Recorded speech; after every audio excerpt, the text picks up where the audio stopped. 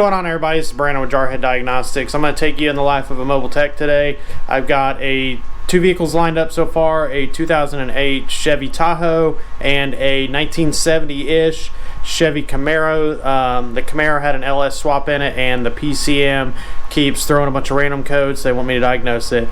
Let's get at it. Shut up and sit down.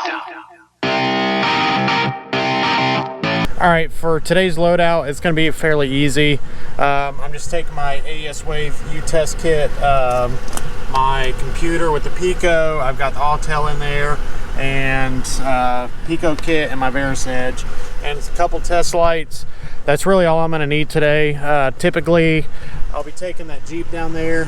The Jeep's got my full loadout in it, but for what I'm doing, I don't think I'm really going to need all that. So, let's get at it.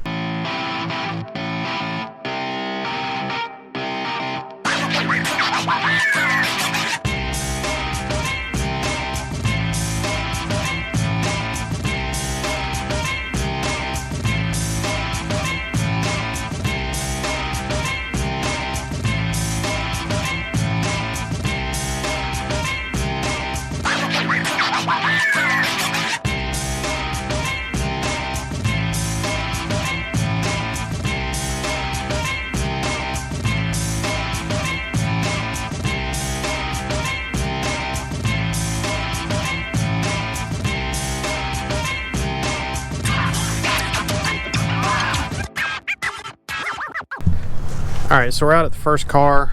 It is a Chevy Tahoe. Some of the things that's already been done to it, they put a TCM in it for this concern and all the vehicle speed sensors. The concern is that the check engine light comes on and the speedometer is erratic. So first step in my process, I'm going to do a full system scan on the vehicle and try and figure out what codes might be in the system, and then after that we'll take it on a test drive to verify. Alright, so on the code scan, as you can see, there's no real information in the engine or transmission that would kind of point us in any type of direction. There is a couple of U codes in the ABS unit, but as of right now, nothing to kind of point us in a direction on where we need to go. So I'm going to take this thing on a quick test drive and we'll go from there. Alright, so I'm going to try and capture this. My vehicle speed was not reading, but my vehicle speed on scan data was, and then I had a harsh shift, check engine light kicked on. Now everything's working like it should.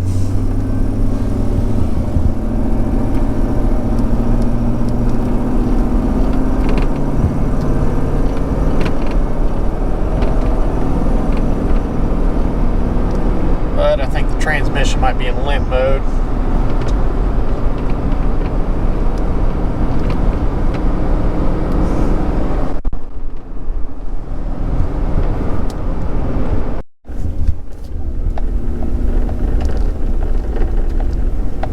Speedometer's glitching. My vehicle speed is glitching as well.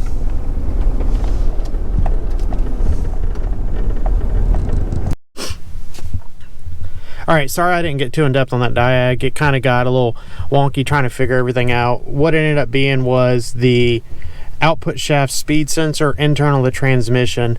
The shop didn't have any of these issues until after they had replaced that sensor and the little sub harness that goes along with it. The vehicle would read erratically on the cluster as the transmission was reading erratically, and then it would go into fail-safe mode or limp mode, and then it would start reading proper vehicle speed because it was reading the vehicle speed from the transfer case sensor. So on this one, it actually had two output shaft speed sensors, one internal to the transmission and one on the transfer case. The primary was in the transmission, and then the secondary was the transfer case. So the shop's going to be pulling down the valve body, inspecting that sensor, and most likely replacing the sensor and that sub harness. All right, on to the next one.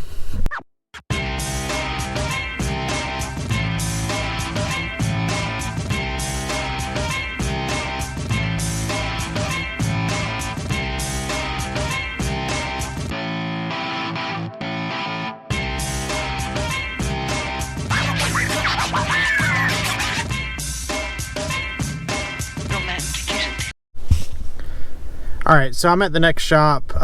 They just did a LS swap in a 1970-ish Camaro. I believe it is that black one right there. After the install, they're getting a whole bunch of transmission codes and just a bunch of other random engine codes, and they're wanting it to be diagnosed to kind of figure out what might be going on to cause that power issue.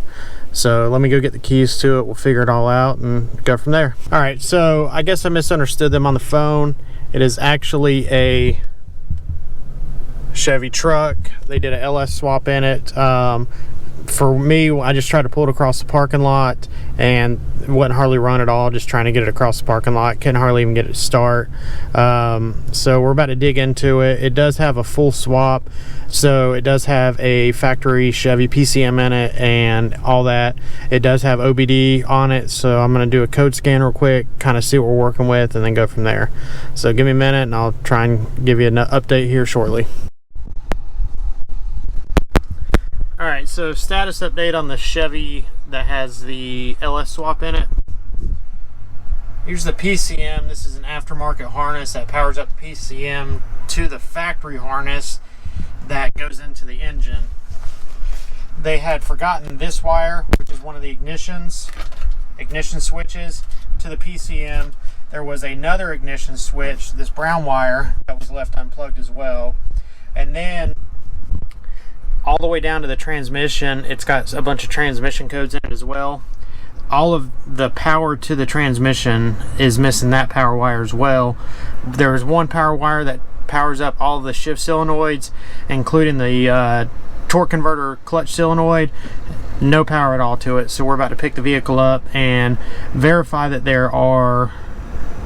verify that the wire is missing down at the transmission. So I'll give you a status update shortly. Alright, so fairly productive. I was here for about 4 hours messing around with that one. I'll show some pictures right now.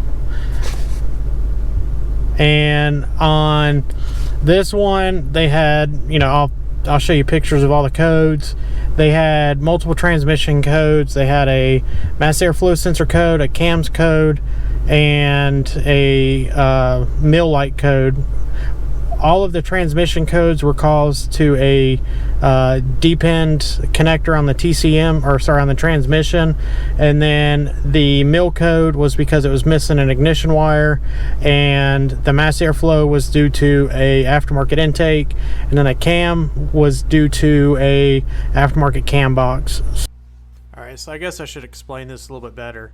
That little cam box that I have circled right there, the engine of this vehicle is actually out of a 2008. It is a 6-liter instead of the 5.3 liter like the Avalanche, and the cam sensor signal is different from the newer 6.0 than it is from the 5.3. So this box is an aftermarket setup that converts the signal from the 6.0 into what the 5.3 needs to see for it to run.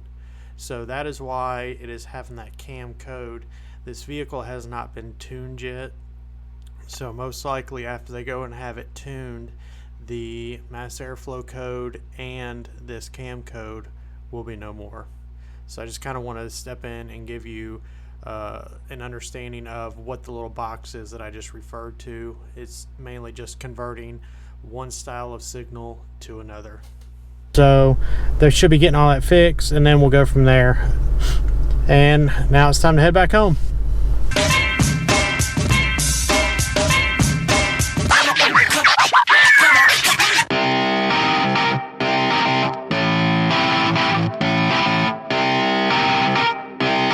Shut up and sit down.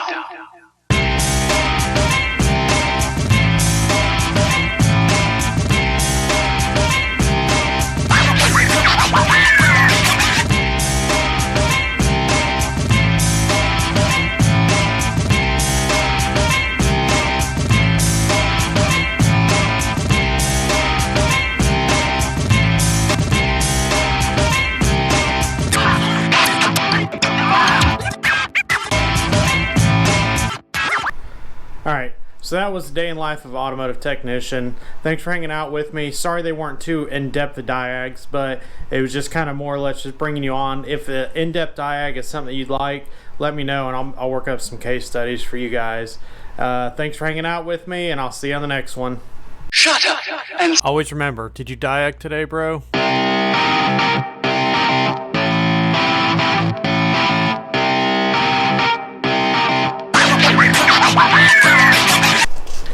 Alright, so if you made it this far in the video, comment down below, hashtag Jarhead Diagnostics, and I will send you out some of these packages. I think I have about, let's see, I think I have roughly eight or nine. So the first 8 people to comment down below, hashtag Jarhead Diagnostics, will get these. These are leftover Christmas gifts that I gave to all my shops for my mobile business. Inside of it's just a couple of small things, but hey, I'll give them all to you guys. So comment down below, hashtag Jarhead Diagnostics. First 8 people to do it get the gifts. All right, thank you guys. Have a good day.